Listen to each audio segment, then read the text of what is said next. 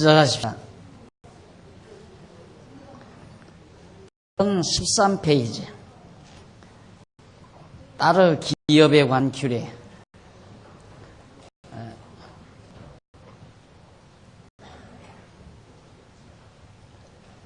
36장 1절로 4절까지는 슬로브와 스타르의 기업에 대하여 유령들이 질의하는 내용이 나옵니다. 자, 아들들이 있었을 경우에는 이제 기업을 다 분배를 받을 수 있는데, 아들이 없고 딸만 있을 경우는 어떻게 되느냐? 기업이 없으니까. 그러면 그 후손은 딸만 있는 집안에는 이제 아무 기업이 없는 거죠. 그래서 이제 그 문제에 대해서 요셉 자손의 가족 중 문하세의 손자 마기의 아들 길르앗 자손 가족의 두령들이 나와 모세와 이스라엘 자손의 두령된 족장들 앞에 말하여 가로되 여호와께서 우리 주에게 명하사 이스라엘 자손에게 그 기업의 땅을 제비 뽑아 주게 하셨고, 여호와께서도 우리 주에게 명하사 우리 형제 슬로브와스 기업으로 그 딸들에게 주게 하셨은즉 그들이 만일 이스라엘 자손의 다른 파 남자들의 시집가면 그들의 기업은 우리 조상의 기업에서 감삭되고 그들의 속할 그 지파의 기업에 첨가되리니, 그러면 우리 제비분 기업에서 삭감될 것이요 이스라엘 자손의 희년을 당하여 그 기업이 그가 속한 지파에 첨가될 것이라. 그런즉 그들의 기업은 우리 조상 지파의 기업에서 아주 삭감되리이다 하는 얘기입니다. 앞서 이제 슬로브와 딸들 기업을 받아라, 기업을 주어라, 딸에게도 기업을 주어라, 그 형제 중에서 이제 분배해서 주어라 그랬는데, 문제는 그겁니다. 그 딸이 그러면 시집을 갔을 경우 이제 베냐민 지파하고 르우벤 지파, 그럼 베냐민 지파의 딸이 예를 들어 기업을 땅 예를 들어 1000평을 가지고 살았는데, 딸이 베냐민 지파의 딸이 그 1000평을 가지고 있는 딸이 르우벤 지파의 남자에게 시집을 갔다. 그럼 기업 가지고 갈 거 아니에요. 그러면 르우벤 지파의 땅이 기업이 줄어드는 거죠. 이럴 경우 어떻게 해야 되느냐? 그건 얼마나 치밀합니까?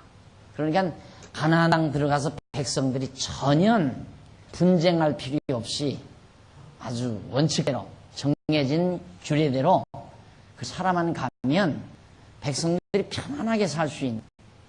왜 편안하지 않은가? 어떤 규례가 없으니까 그래요. 규례가 없으니까. 그래서 다 사람들이 자기 유익한, 자기 좋은 대로 행하려고 때 충돌이 일어나잖아요. 그 충돌 때문에 불화하게 되고 편안히 깨지게 되고요. 그래서 이 규례라고 하는 것이 참 중요한 겁니다. 그래서 이제 어떤 친구가 성경 좀 배우더니만 왜 사람을 그렇게 억압하는 그 법을 자꾸 만드느냐, 이런 얘기를 해요. 왜 사람을 억압하는, 자유롭게 다 하고 싶은 대로 내버려 두지 왜 억압을 하느냐, 그 몰라 그래요. 그러니까 자유란 그냥 마음대로 풀어놓는 게 아니거든요. 예를 들어서 교통질서가 없다면 여러분 제 시간에 지금 여기 못 와요. 왜?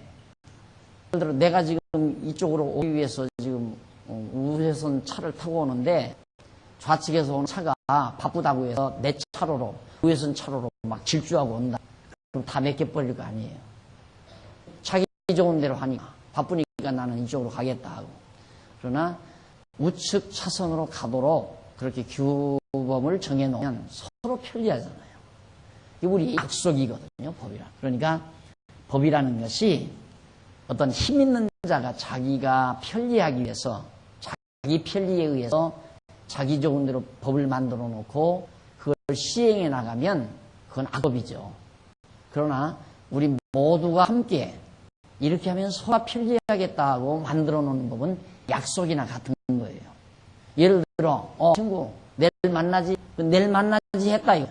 내일 만나자고 하는 말만 했지 언제 어디서 만나자, 몇 시에 어디서 만나자는 약속이 있으면 그냥 내일 가서 나는 종로거리에 가서 기다리고 있고 그 친구는 을지로에서 돌아다니고 있고 못 만나는 거 아니겠어요? 그러니까 정확하게 약속을 해야죠. 내일 10시에 종로 내거리 종로 역 몇 번 출구 앞에 보면 어느 레스토랑이 있으니까 그걸로 만나자. 이렇게 하면 정확하게 헤매지 않고 만나기가 편리하죠. 그 약속이에요.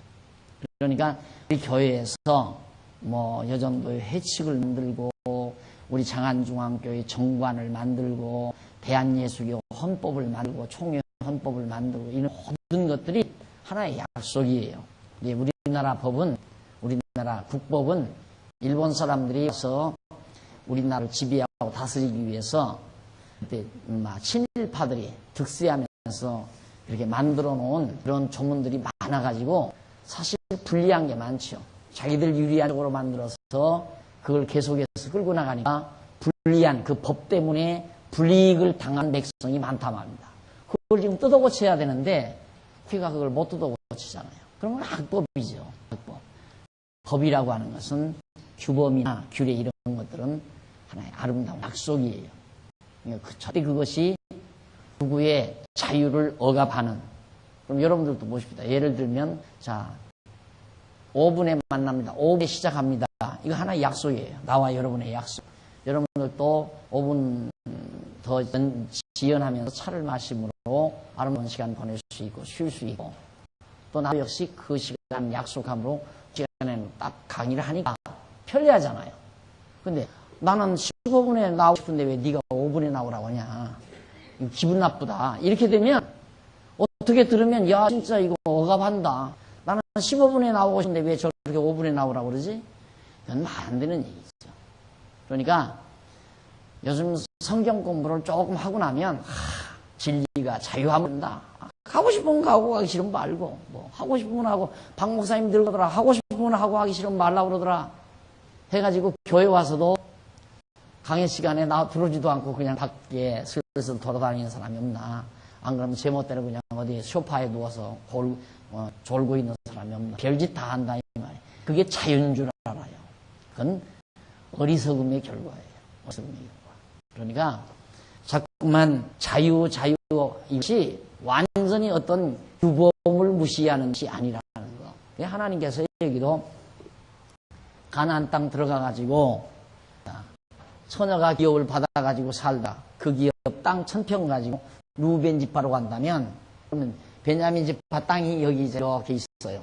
그럼 그 여자가 그 처녀가 가지고 있었던 땅이 이 안에 1000평이 있어야 이 말입니다. 그러면 루벤 지파는 이쪽에 이제 루벤 지파가 땅이 있다. 그러면 이게 이제 경계가 분명히 루벤 지파인데 여기 가운데 딱 루벤 지파 땅이 딱 들어있는 거예요. 이래서 되겠느냐 이거죠. 이건 다시 몇 년이 지나면 다시 돌아간다. 루벤 지파에게로 다시 그 기업이 돌아간다. 그렇게 딱 규범 정해서 절대 분쟁하는 일 없이 평화롭게 가나안 땅에서 살도록 만들어가는 것. 그래서 교회 마찬가지예요. 교회도 그런 약속이 많아야 돼요. 미리 약속을 해야 돼요. 미리 약속을 안 하게 되면 힘 있는 자가 자기 좋은 대로 끌어가요. 그러면 힘 없는 자는 따갈 수밖에 없잖아요. 그러다 보면 이제 독재 사회가 되는 거죠.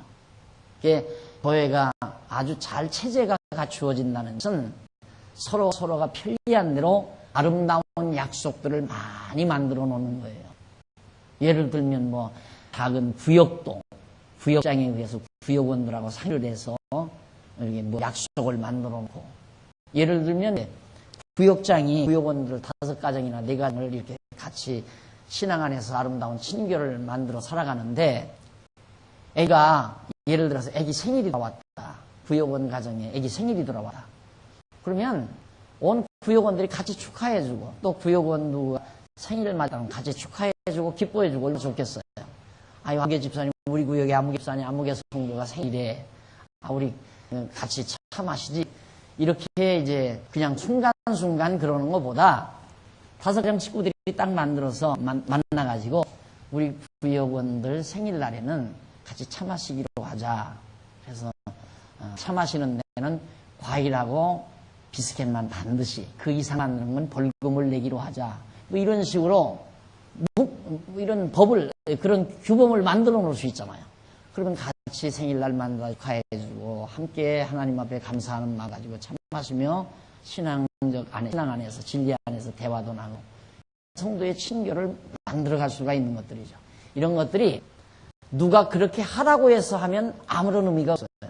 그냥 자기들 스스로 하고 어떻게 하면 우리 교원들이 재밌게 즐겁게 그리스도 안에서 신앙 안에서 아름답게 살아갈 수 있을까? 그게 자꾸 하나님께 지혜를 구해서 그런 지혜들이 만들어져야 돼요. 그럼 그 지혜가 만들었을 때 모여서 이렇게 하면 참 그거 참 좋겠네. 그러면 서기가 써. 그래서 써서 만드는 거 규범이에요. 우리 구역원들은 생일이 맞아지면 뭐 그 생일날 우리 함께 모여서 몇 시쯤 퇴근 시간 몇 시쯤 온 가족들 다섯 가족들이 함께 모여 간단히 예배드리고 그리고 차 마시고 그리고 친교하면서 시간을 보내기로 한다. 거기다 또 하나 더 첨가한다면 케이크 10,000원 주면 사나? 10,000원짜리 있어요? 네, 10,000원짜리 케이크 하나 사면 되잖아요. 예를 들면 그렇다고요. 그래서 자꾸 아름다운 약속들을 자꾸 만들어 놓는 거. 이것이 평화롭게 살아가는, 서로 충돌하지 않고 평화롭게 살아가는 아름다운 방법이에요. 그러니까 하나님께서 얼마나 치밀하게 이 법을 규범을 만들어 놓습니다. 그러니까 교회도 자꾸 왜 그렇게 법을 만드느냐 이러지 말고 얼마든지 또 뜯어 고칠 수 있는 거예요. 서로가 불편하면 야 이러지 마자. 6시 모이니까 너무 그러더라. 7시 반에 모이자. 그럼 7시 반에 모이는 거예요. 그래서 내가 교회도 불평하지 말이다. 교회에서 교회 생활하면서 불만할 거 하나도 없어요. 누가 지금 강력한 힘을 가지고 박 목사가 강력한 힘을 가지고 날 따르라 하고 가는 사람도 아니고 여러분들 좋은 대로 좋은 뜻 좋은 생각 받아서 서로 합의해서 일을 해나가는데 무엇 때문에 불만을 해요? 설령 그럴 수는 있죠. 예를 들어 100명 가운데 90명은 좋아하는데 10명은 또 특수한 상황 속에서 결정되는 게 안 좋을 수도 있잖아요. 그럴 수 있는 건 이해를 하셔야 돼요. 공동사회를 해나가는 데서 내가 좀 불편하더라도 다수의 많은 분들이 그걸 원하는데 나도 가능만 하면 그렇게 협력을 해야 되겠다. 이게 무엇이지요? 그게 인격이고 나는 반대.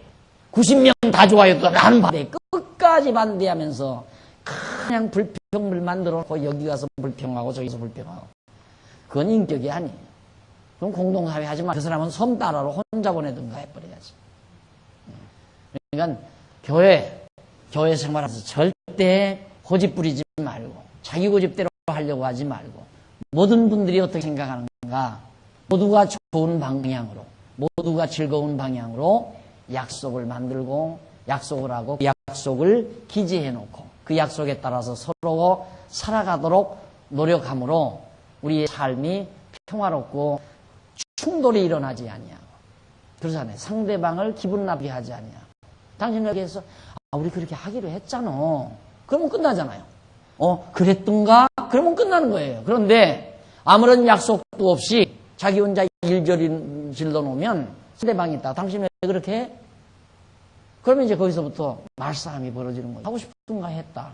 나는 하기 싫은데 왜 그랬어? 그러면 이제 싸움이 나는 거예요. 머리채를 잡든가 머리가 터지든가 안 그래요? 그러면 이제 사이가 불안한 거고요. 우리 시끄러운 거고요. 그래서 이렇게 뭐 구역은 구역대로 지구는 지구대로 여전도에는 여전도의대로 남전도에는 남전도의대로 이렇게 소규모 모임에서도 자꾸만 그런 아름다운 약속들을 만들어 가기 때문에 매번 기총회 때마다 바로 그게 있잖아요. 회칙 수정. 그러니까 약속 수정이라는 말이에요. 그게 약속 수정. 회칙을 수정한다는 말은 우리의 약속을 바꾸자. 왜? 지난번까지는 6일째 근무 시간에 그런 날짜를 정했지만 이제는 5일째 근무 사회에서 우리가 사니까 토요일 날 만나는 것보다는 금요일 오후 저녁에 만나는 게 좋겠다. 왜? 토요일 날 어디 떠날 사람도 있을지 모르니까 이럴 수도 있잖아요. 그러면 약속의 날짜를 금요일에서 토요일로, 토요일에서 금요일로 이렇게 옮길 수 있는 그게 수정하는 거랍니다. 회칙 수정. 우리 교회도 그러잖아요. 그렇게 불만스러운 것이 있으면 내 마음에 안 드는 것이 있으면 다 이렇게 올라가서 소위 정관 수정, 그게 있어요. 정관 수정안. 공동체 정관 수정하잖아요. 그때 이제 정관이 수정하도록 우리 교회의 약속, 우리 교인 전체의 약속이 수정되도록 바꾸어지도록 그렇게 이제 각 부서에서 의견 수렴해서 그걸 헌의사항이 올라오고 헌의사항이 당위로 올라오면 당위는 최종적으로 수정을 만들어서 공동회의에 내놓고 이거 바꿀까요? 바꾸지 말까요? 묻는 거란 말입니다. 그런데 불평할 거 있어요. 좀 한 1년 살아가다가 불평스러워도 한 기간은 참아야 돼. 공동회 한 날까지는 불평하지 말고 참으란 말입니다. 참고 그 불평 마음에 들지 아니하는 것이 고쳐지도록 미리 예를 들면 내가 지금 예를 들어서 제3남전도 회원이란 말입니다. 그럼 뭔가 교회에 박 목사 그냥 그 한 시간 내내 강의를 하는데 아예 지겹다. 그러니까 그러지 말고 30분으로 줄였으면 좋겠다. 이 의견이 그렇다 이 말이에요. 그럼 물론 정관에는 뭐 1시간 강의한다 그런 내용은 없어요. 정관에 있는 대로 왜 계획연보를 하라고 하냐. 계획연보 버리자. 하고 싶으면 하게 하도록 그냥 연본 안에 계획연보, 감사연보 이런 여보 그런 종류를 싹 없애버리고 그냥 연보 하나로 해서 하고 싶은 사람 하고 하기 싫은 사람 하지 말도록 그렇게 하자. 그런 생각이 내가 들었다. 그러면 내가 탐남전도에 정기총회 때 내가 소속된 예를 들어 전도부에 소속됐으면 전도부 아니면 교육부에 소속되면 교육부에서 부원들이 모였을 때 우리 교회 정관 그 연보 그거 좀 고쳤으면 쓰겠다. 이런 이제 그 교육부원들이 뭐가 찬성한다. 그럼 교육부장이 정기총회 할 때 우리 건의합시다. 헌의사항 교육위원회에 전교위원회 헌의사항 우리 장안중앙교회 정관에 연보하는데 연보 총목을 싹 없애버리고 그냥 연보해놓고 그냥 하고 싶으면 하고 말고 싶으면 말라 이래 고치자. 거기 통과됐어요. 통과되면 그게 남전도연합회로 올라와요. 남전도연합회로 올라오면 그게 또 통과돼서 총연합회로 올라와요. 총연합회에서 그게 통과가 되면 전교위원회로 올라와요. 전교위원회에서 통과되면 당회로 올라와요. 당회에서 허락되면 바로 공동회에 바로 올라가요. 정관 수정안이 올라간다 이 말이에요. 그렇게 해서 통과가 되면 그다음 계획연보도 없어지고 감사연보도 없어지고 다 없어버리고 그냥 연보 이렇게 딱 하나 해서 하고 싶으면 하고 하기 싫으면 말자. 이런 식으로 딱 정관이 고쳐지면 그렇게 하는 거예요. 그런데 다른 사람은 다 괜찮다고 생각하고 혼자 싫다고 불평하고 다니면 되겠어요. 그게 안 되는 거죠. 모든 사람이 좋아하면 모든 사람이 좋은 대로 그냥 자기도 좀 불편해도 참아야 공동사회를 해나가는 거죠. 어차피 우리는 시간 세계 속에서 살아가니까 내가 조금 불편해도 상대방이는 유의할 수도 있죠. 이런 것들이 있으니까 그걸 인정을 하고 절대 불평불만하지 말고 평화롭게 살기 위해서 하나님께서도 이런 치밀한 규범들을 다 만들어 놓잖아요. 그걸 보면 율법이란 꼭 인간을 괴롭히려는 것이 아니라 참 우리 성도들이 이 땅에서 편안하게 살도록 만들어 가시는. 그래서 사랑은 모든 율법의 완성이라고 그러잖아요. 결국은 모든 성도가 사랑으로 화목하며 살 수 있는 사랑의 약속들을 많이 만들어서 살아가면 모든 율법은 다 이루어지는 거예요. 그래서 여러분 이 교회 생활, 단체 생활 아니에요? 단체 생활의 비결이란 약속에 있다. 사랑의 약속. 친구도 역시 그렇습니다. 단 두 사람의 친구, 너와 나와의 친구라도 약속을 어기기 시작하면 친구 관계가 멀어지는 거예요. 친구 관계가 계속 유지되려면 아름다운 약속을 많이 간직하고 있는 것이 바로 친구 관계를 유지하는 중요한 하나의 핵심이란 말입니다. 친구끼리는 많은 약속이 있잖아요. 우리 변치 말자 이런 약속도 있다든가 우리는 절대 험담하지 말자, 나 욕하지 말자, 암암리 이런저런 약속들을 많이 가지면 많이 가질수록 친밀한 거란 말입니다. 그러나 약속이 없다는 건 언제 틀리면 헤어지는 거죠. 안 그래요? 그래서 하나님께서 이처럼 아름다운 규례들을 만드는 것은 평화롭게 잘 살아가기 위한 하나님의 섭니다. 그 다음 넘어가서 1014페이지 36장 5절로 9절에 보면 슬로브 와서 딴 기업에 대하여 모세가 답변을 해줍니다.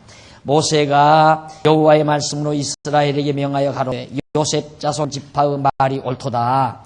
슬로브와스 딸들에게 대한 여호와의 명이 이러하니라. 이르시되 슬로브와스 딸들은 마음으로 시집가려니와 오직 그 조상 지파의 가족에게로만 시집을 가라. 그 말이에요. 자, 이거 곤란하잖아요.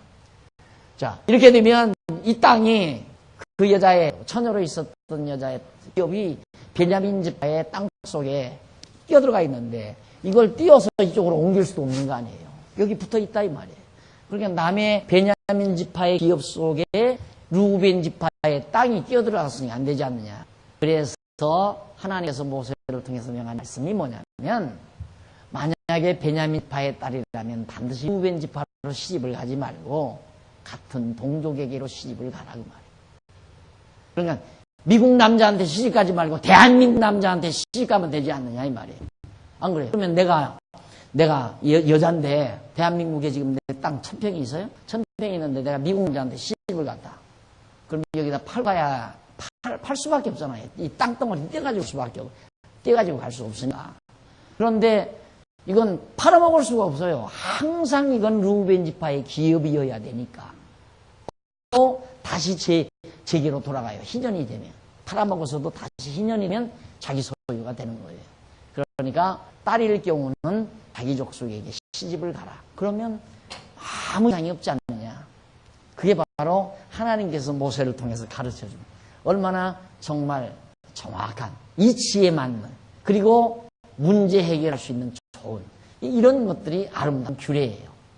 그러니까 우리가 아까도 말씀드렸지만 교회 생활도 그렇게 지혜를 짜서 너도 좋고 나도 좋고 우리 모두가 함께 서로 사랑하며 살 수 있는 좋은 사랑의 약속들을 많이 만들어내는 것이 교회가 평안하고 아름다워지는 지름길이라는 사실도 꼭 기억을 하셔야 됩니다.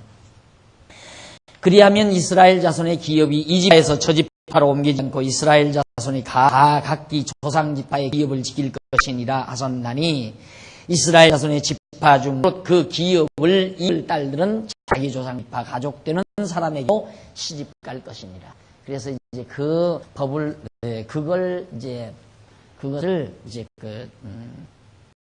이런 경우를 꼭 이런 경우는 아니지만 루시 이제 이방 여자네. 이방 여자인데 엘멜렉의 아들이 시집 와가지고 남편이 다 죽었단 말입니다. 이게 과부가 됐잖아요. 왔는데 기업은 이 며느리가 루시 가진 거예요. 기업을. 그러면 루시 예를 들어서 루시 유다지파 땅 속에 이게 유다지파라며 유다지파 땅 안에 루시라는 이방자가 이렇게 기업을 땅을 가지고 있는 거예요. 가지고 있는데 만약에 이 여자가 만약 그대로 살다가 죽어버리면 이 땅을 이을 자가 없잖아요. 이 땅 주인이 없어져 버린다 그 말이에요. 그러니까 바로 이 루시라는 이방 여자가 이 땅을 이제 자기 남편의 땅이니까 유다지파 족속의 땅이었으니까 부인인 아내가 되었던 이제 루시라는 땅이 됐다 이 말입니다. 그대로 살다가 아들이 없이 죽어버리면 이 땅을 기업으로 이을 자가 없기 때문에 그래서 유다지파 가운데 가장 친족 중에 가까운 보아스라는 남자에게 시집을 간 거예요. 그러니까 자연히 시집가서 아들을 낳으니까 그 아들에게로 이 땅이 그냥 유다지파 자손 아들에게로 그냥 이 기업이 이어지는 거예요. 이어져서 나중에는 그가 점점 또 아들을 낳고 아들을 낳아서 다윗왕을 낳았죠. 유다지파 다윗왕이 그래서 저기서 출생하는 건데 기업은 옮기지 않는다 이 말이에요. 마찬가지예요. 오늘 우리에게 약속하신 신령한 기업은 절대 옮겨지는 법이 없어요. 우리가 하나님 나라를 유업으로 받잖아요. 하나님 아들이 돼가지고 우리들이 모두가 다 하나님의 자녀로서 하나님 나라를 유업으로 받았는데 이것이 내가 좀 어떻게 잘못했다고 해서 이 유업이 어디로 옮겨가거나 하나님 나라가 한 사람에게로 가거나 내가 천국 가서 받을 하나님의 나라의 유업을 이 씨가 받거나 딴 어떤 다른 사람이 받거나 그게 절대 없다고 말이에요. 항상 한 번 받은 유업은 늘 그 사람의 소유로 유지된다는 진리를 우리에게 잘 말해주고 있습니다. 그래서 믿음직한 하잖아요. 절대 빼앗기지 않는다. 하나님께로부터 약속받은 하나님 나라 유업은 절대 내게서 옮겨가지 않는다. 이것이 이 진리가 가르쳐주는 가장 핵심적인 내용입니다. 다음 보십시다. 넘어가서 36장 7절로 12절에 보면 15페이지 슬로보아스 딸들이 여호와께 명하신 대로 다 순종했다. 당연한 거죠. 그래서 거기 한번 조금 읽어볼까? 본문은 슬로보아스 딸들이 여호와께서 모세에게 명하신 대로 행하여 자기 조상과 지파 가족에게로 시집을 간 내용입니다. 슬로보아스 딸들은 여호와께서 모세에게 명하신 대로 행하였다. 해결 방법이 그거였습니까? 전에는 어떻게 할까요? 모르겠다 이 말이고 이럴 때는 어떻게 해야 되는가? 몰랐는데 하나님께서 이렇게 하면 된다. 딱 들어보니까 맞거든요. 그러니까 그대로 하나님께서 명하신 대로 행하다. 그것은 그들이 슬로보아스 딸들로서 아비의 기업을 받을 때에도 여호와의 명하신 말씀에 따른 것이기 때문에 너무나 당연한 태도인 것이다. 아버지가 돌아가시면서 딸만 낳고 돌아갔다 이 말이에요. 그러면 그 유업은 어떻게 되느냐? 아버지가 가지고 있었던 유업은 딸들에게 주어라 그 말이죠. 그럼 딸들이 살다가 시집갈 때는 어떻게 하느냐? 이렇게 해라 그 말이에요. 그래서 그 딸들은 말라와 디르사와 호글라와 밀가와 노아인데 그들은 모두 여호와께서 명하신 대로 그 아비 형제 아들들에게로 곧 사촌들에게로 시집을 한 것이다. 그래서 그 기업이 그 아비 가족의 파에 여전히 남게 있게 되었다. 다음 36장 13절 이는 모압 평지에서 명하신 여호와의 명령과 규례이다. 지금까지 여러 가지 딸의 기업에 관한 규례라든가 그 이전 딸을 분배하는 규례라든가 도성의 도피성을 만드는 규례라든가 이런 모든 것들은 바로 뭐냐? 여호와께서 바로 여리고 그 맞은편 모압 평지에서 모세에게 명해진 명령과 규례 내용들이었다. 이렇게 해서 이것으로 민수기 내용이 일단 끝을 냈습니다. 여기서. 자, 민수기가 끝이 났는데 그 다음 이어지는 것이 신명기입니다. 1017페이지 제2절 호렙산 언약 재교육입니다. 호렙산 언약 재교육. 신기 전체 내용은 여호와 하나님께서 광야 40년 동안 세대교체된 이스라엘 자손을 대상으로 호렙산 언약을 대교육시키는 섭리 내용이다고 소개되죠. 자, 그러면 아까 민수기는 실상 민수기는 어떤 내용이냐? 시내산에서 출발을 해서 가데스 바네아에서 40년 동안 도는 내용과 그 다음 이 모압 평지에 도착해서 잠시 이 땅에 들어가서 해야 될 여러 가지 규례들을 명해 주신 내용이에요. 그럼 신명기는 뭐냐? 신명기는 여기서부터 이 과정 전부 돌고 온 차세대, 차세대가 아니라 제2세대.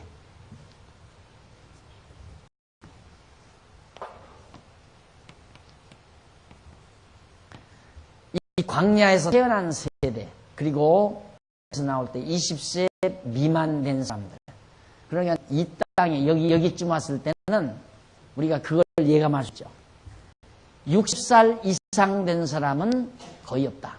갈렙과 여호수아만 60살 이상이 됐지 나머지는 전부 60세 미만이다. 그럼 얼마나 젊어요? 얼마나. 근데 참 신기한 게 뭐냐면 선진국들이 지금 선진국일수록 뭐가 선진국인가? 노인 숫자가 많은 게, 노인의 숫자가 많고 젊은이 숫자가 적어지는 게 이게 선진국. 미개한 국가는 반대 이거죠. 어린 사람 막 애기들 막 팔남매 그러니까 바글바글하잖아요. 근데 노인들은 이제 숫자가 아주 적다 이 말이에요. 이게 미개한 국가, 이게 선진국이다. 활동 인구는 적고 놀고 먹는 노인들은 많아져. 그러니까 어떻게 된다? 망한다. 망하게 돼 있어. 그래서 망하는 거예요. 그래가지고 안 망하기 위해서 하려고 하는 게 자꾸 로봇들을 만들어내가지고 로봇들을 만들어서 로봇들로 공장 경영하게 하고 물건 만들어내게 하고 또 뿐만 아니라 왜 이렇게 적어지는가? 노인 인구가 왜 많아? 건강이 좋아지고 건강관리 잘하니까 오래 살고 아기는 안 낳으려고 하고 누가 아기 낳으려고 하겠어요? 여러분들이나 겁없이 아기를 낳지. 안 그래요? 아버나 아기 안 낳으려고 한단 말입니다. 그래서 아기 안 낳게 되면 결국 망하나 아기 안 낳게 되면 그래가지고 자꾸 그 뭡니까 그 사람을 세포 떼가지고 해가지고 막 아기들을 생산해내려고. 그러니까 앞으로는 이제 사람 병아리가 부화장에서 나오듯이 사람 부화장 만들어내요. 사람 부화장 만들어내면 사람들이 이제 예를 들어서 한참 젊은 사람들 한 30 초반이나 20대 후반 사람들이 강아지 집에 애견가들이 강아지 집에서 야 저거 이쁘다 저거 골라다 키지 하고 가서 골라다 키잖아요. 그러듯이 이제 인간 부화장에서 야 저거 콧대가 잘생겨 저놈들이 다 길르자 하고 그러고 이제 사다가 이러는 날 그런 날이 이 세상에 오죠. 그렇게 되게끔 돼 있어. 야 오죽이나 안 나면 안 날려고 하니까 남자들이 자기 씨를 퍼뜨려야 된대. 그래서 남자가 자기 뱃속에다 이제 넣고 기르겠다는 거예요. 애기를. 지금 그런 세상이 오잖아요. 그러니까 정말 이 제2세대들 얼마나 젊어요. 60대 미만이니까 아주 다 이런 사람들로 지금 여기를 들어가는 거예요. 아주 건장한. 왜? 참 하나님 너무 멋있나요?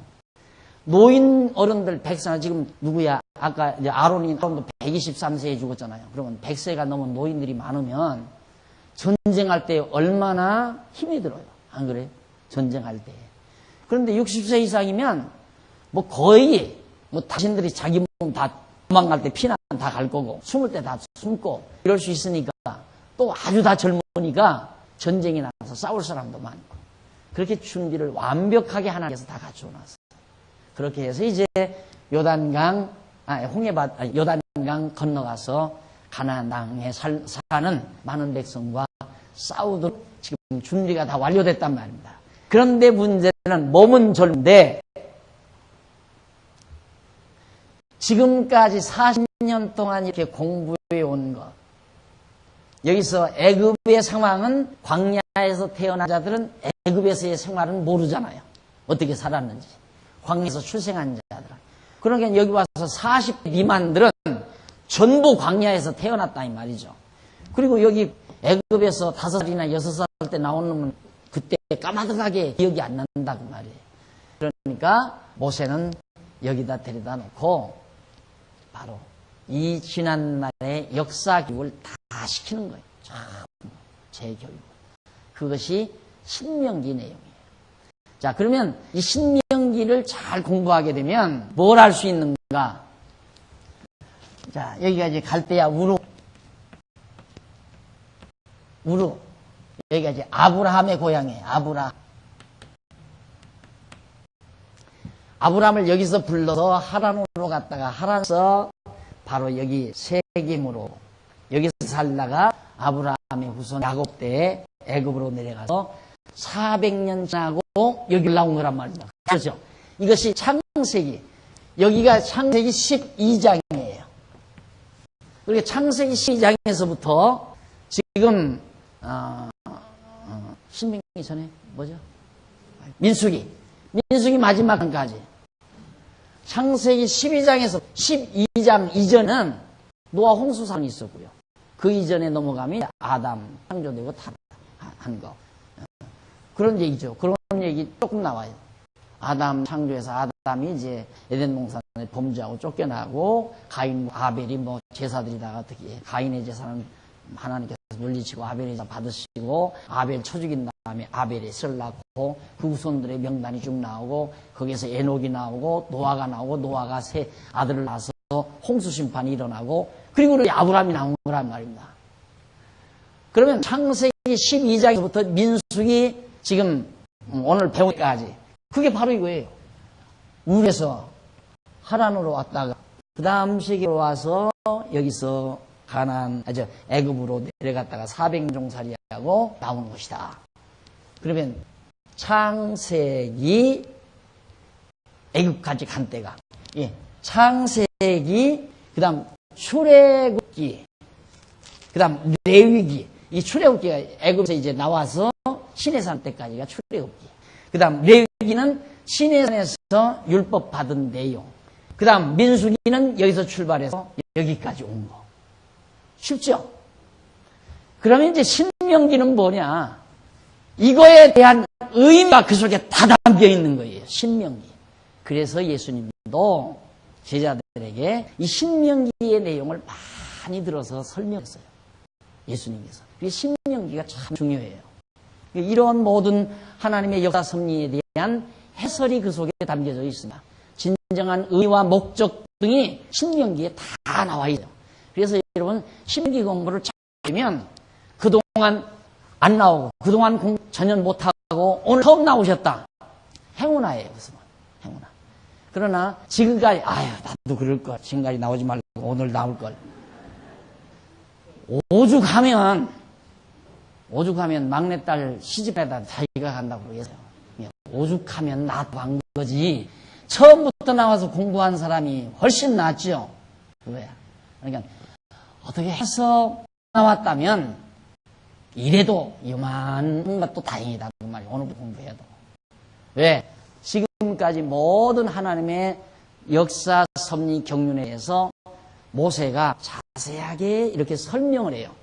왜 아브람 이렇게 불러들였나? 이렇게 돼서 왜 애굽에 가서 종살이 했나? 왜 이렇게 이끌어내는가? 이런 고생을 왜 시키는가?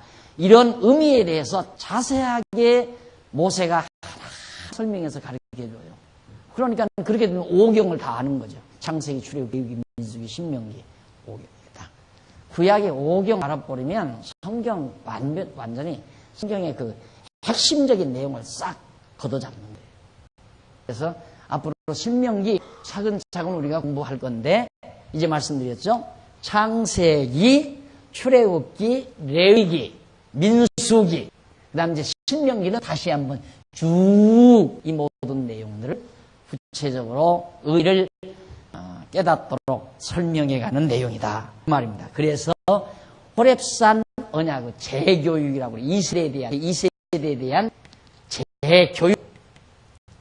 물론 지금까지 여러 가지 교육을 받았지만 모세가 총체적으로 앞으로 가나안 땅 들어갈 백성들을 모아 평지에 모여놓고 최종적으로 재교육을 시키는 유언장과도 같은 내용이다. 자, 그러면 그 내용을 살펴보면 내용 가운데 1장에서 4장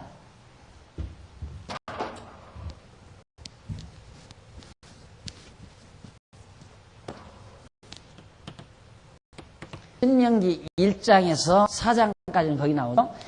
여호와께서 모세로 하여금 이스라엘 자손에게 광야 생활에 대한 과거를 회고하며 권고하는 내용.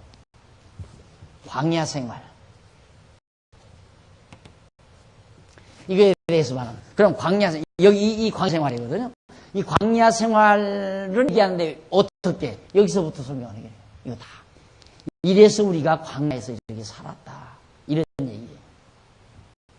그 다음 이제 5장에서 11장. 신명기 5장에서부터 11장까지는 호렙산 언약 가운데 계명에 대한 교훈. 계명. 그래서 시내산에서 계명 받았죠? 그런데 호렙산에서 다시 호렙산 계명까지를 포함해서 다시 교육을 시킵니다. 그 다음 12장에 18장.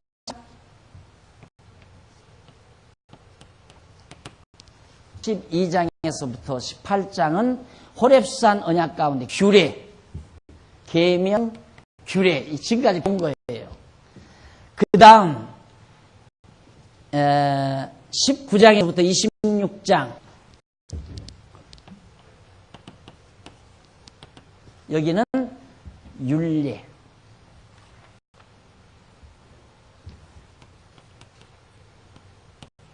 그 다음 27장에서부터 마지막 장까지죠. 27장에서부터 34장 복과 저주에 대한 약속. 34장? 34장. 복, 저주, 약속과 권고. 자, 광야 생활 이거 다 가르쳐주고 광야 생활에 대해서 얘기해주고 하나님께서 명하신 계명과 규례와 윤리를 다시 한번 다 가르쳐줘요. 가르쳐주면서 이제 마지막에 복도 약속하고 저주도 약속을 해요. 여기서 여러분들이 그때 가서 또 공부하겠지만 중요한 것은 잘하면 복받고 못하면 저주받는다. 이렇게 여러분들이 이제 성경에 언론 보면 그렇게 나와 있어요. 그러니까 내가 잘만 하면 복을 받고 저주는 안 받겠구나. 내가 만약에 잘못하면 저주는 받고 복은 못 받겠구나. 이렇게 딱 생각이 굳어져 버려요. 그렇게 되면 이제 성경은 모르는 거예요. 그게 아니고 복도 주고 저주도 줄 것을 약속을 해요. 그러니까 복과 저주를 같이 받게 돼 있어요. 정해져 있다 이 말이에요. 복도 받을 뿐만 아니라 저주도 받는다 그 말이에요. 그걸 약속을 하면서 권고를 해요. 이것이 이제 신명기예요. 이게 아주 중요한 부분이죠. 결론과 같은 것이니까. 하나님은 복을 약속한 대로 복도 주고 저주를 약속한 대로 저주 줘요. 그러니까 그러면 뭐냐 이거. 우리는 여기서 복과 저주 딱 얘기만 나는 복만 받아야지. 여기에 우리의 생각이 집약되잖아요. 근데 그게 아니에요. 복과 저주를 주는 것은 우리의 관심은 복이냐 저주냐에 달려있지만 하나님의 관심은 복, 저주를 약속대로 언약대로 베풀어 짐으로 하나님은 언약대로 이루시는 여호와이심을 알게 하는 거예요. 그러니까 언약대로 복을 받아도 하나님은 정말 여호와이시구나. 그리고 언약대로 저주를 받아도 정말 하나님은 여호와이시구나. 하나님은 인간이 복을 받든 저주를 받든 하나님은 목적을 이루시죠. 그런데 오늘 우리 인간 편에서는 우리는 저주받으면 내 목적이 상실되잖아요. 난 복 받으려고 저주받았으니까. 여기에서 우리의 갈등이 있는 거예요. 하나님과 우리와의 갈등이 하나님은 우리가 저주를 받아도 하나님 목적 달성돼요. 복을 받아도 하나님 목적 달성해요. 목적은 뭐냐면 하나님이 언약대로 이루시는 여호와인 줄이니까. 그러면 예를 들어 하나님께서 나에게 은기야 내가 너한테 복 주마 언약하고 복 줬어요. 그러면 내가 복 받아줘 이러면 안 된다 이 말이죠. 야 진짜 하나님은 언약대로 이루시는구나. 약속하면 정말 약속대로 나에게 복을 주시네. 이걸 깨닫는 것이 소중한 거라 그 말이에요. 그 다음 또 몇 년 있다가 용기야 내가 너한테 저주를 좀 하겠다. 너 하는 사 다 망할 것 같다. 망한다. 근데 진짜 망해버려요. 야 진짜 하나님은 언약대로 이루시는 분이구나. 그걸 깨닫는 것으로 그게 소득이라 그 말이에요. 그런데 항상 우리의 관심은 어디에? 이러면 복. 특히 우리 동양인들. 요즘에도 한복 입으면 옷구름에도 복, 이것들은 뭐라 그래? 여기도 복, 기슬개도 복, 캠핑도 복, 저 치마 끝에도 복. 눈이 여기에 시선이 멈춰지니까 사람이 어리석어져 버려요. 미련해진다 그 말이에요. 그래서 갈등이죠. 나는 복 받아야 되겠는데 왜 이렇게 저주가 오나? 왜 이렇게 어려운 일이 오나? 나는 형통한 일만 해야 되는데 왜 권고한 일이 나에게 오는가? 그것 때문에 우리 고민 아니에요. 권고한 일도 하나님의 뜻에 따라오는 거고 형통한 일도 하나님의 정하신 뜻 따라오는 거니까 모든 만사가 내 뜻대로 안 되는 거구나. 하나님의 정하신 뜻대로 되는구나. 그래서 되어지는 일, 형통한 일이든 권고한 일이든 되어지는 일을 보고 하나님 여호와를 배워가는 것. 그게 지혜자요 슬기로운 사람이란 말입니다.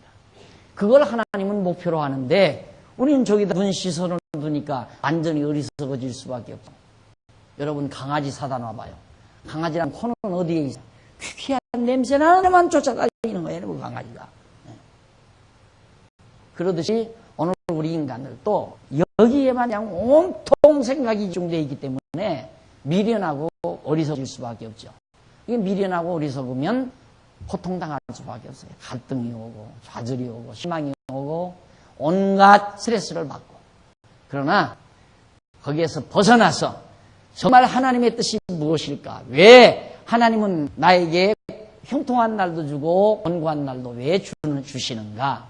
그걸 깨닫게 되면 하나님이 여호와심을 깨닫게 하기 위해서, 그리고 모든 만사가 내 욕심대로 되지 않는 걸 깨닫고 하나님 정하신 뜻대로 된다는 걸 깨닫게 하려고 나에게 이런 형통함도 주시고 권고한 날도 주시는 거구나.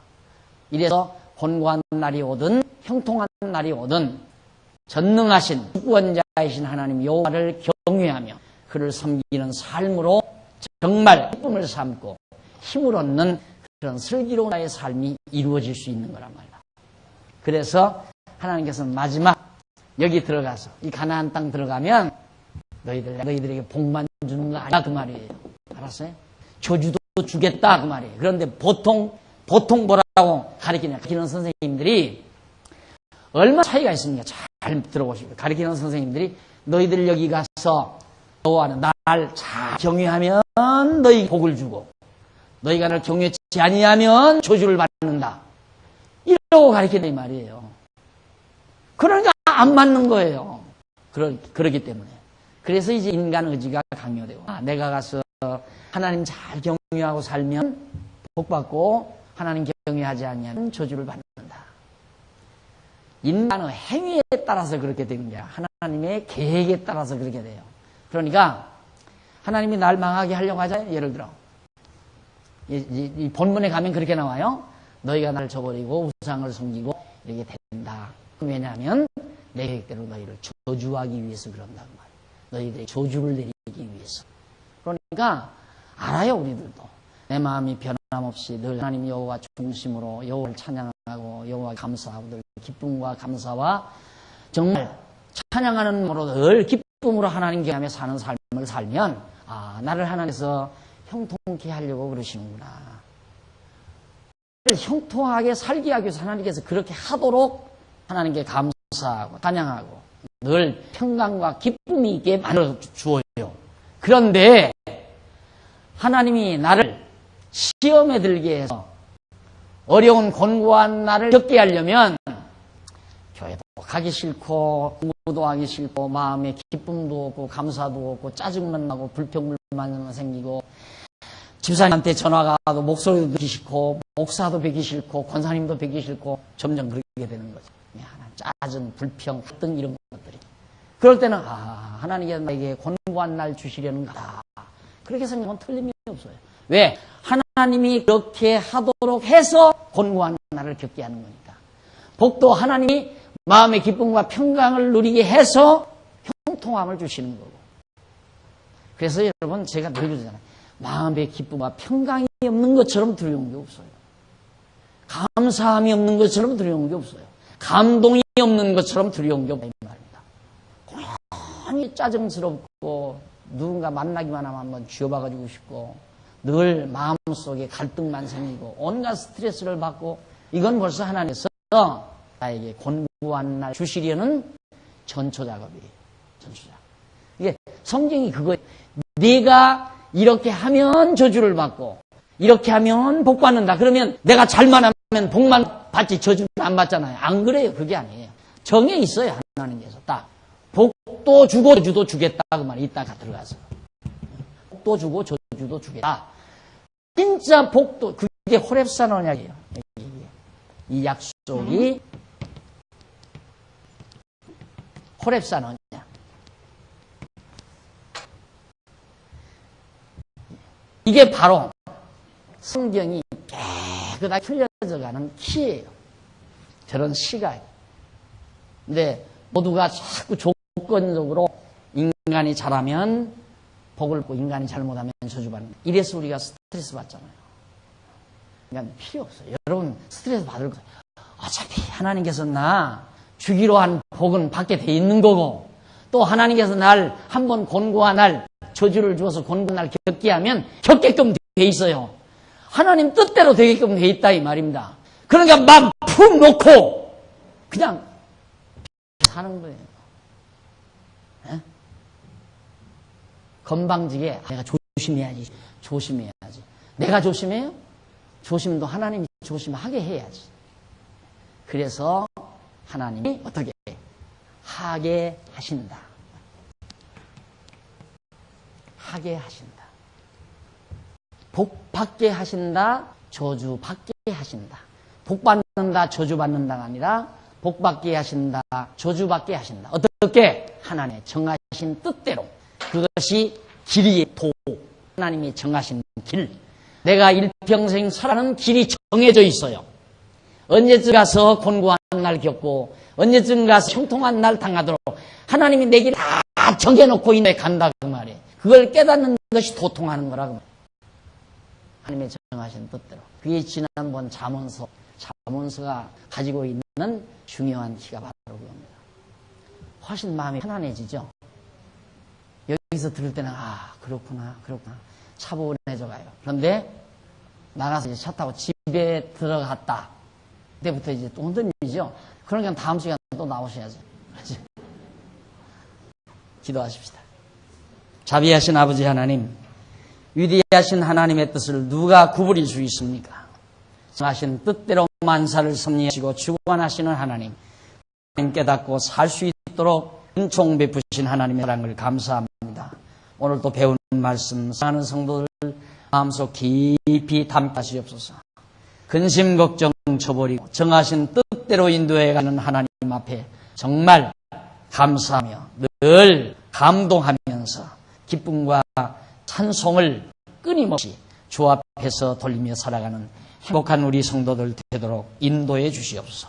곤고한 날이 오든 형통한 날이 오든 죽음이 내 앞에 오든 삶이 내 앞에 오든 어떤 경우라도 하나님 저버리지 아니하고 하나님의 섭리 경륜을 깨닫고 사는 슬기와 지혜를 우리 모두에게 주시옵소서. 우리 연보할 마음을 주셔서 연보에 동참할 한 사랑하는 귀한 종들 손길 붙드시고 선한 결실 하나님 거두어 주시옵소서. 이 이름으로 기도드립니다. 아멘.